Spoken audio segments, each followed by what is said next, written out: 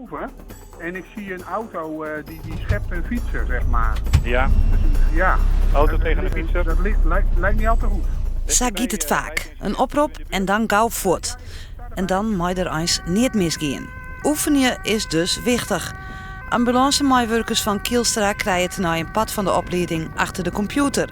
Ze krijgen een virtual reality bril op om severe werksituaties te oefenen. Nou, wij denken dat dit een hele goede mogelijkheid is om mensen te trainen zonder dat ze daadwerkelijk ergens of in het verkeer deelnemen moeten of in echte situaties oefenen moeten. Maar komt dit nou in plak van je echte trainingsritten? Nee, hè, absoluut niet. Dit is alvast een begin. Je kan met name nieuwe chauffeurs alvast een beetje wennen litten hiermee. Maar ik, ervaren chauffeurs, die kan toch zo nou dan nog wel eens even wat zien litten. Het pad van het filmpje dat ze mij trainen stiet ik op YouTube. Zo wil Kielstra beziekje wat meer begrip te krijgen voor het werk dat de ambulance teams doen.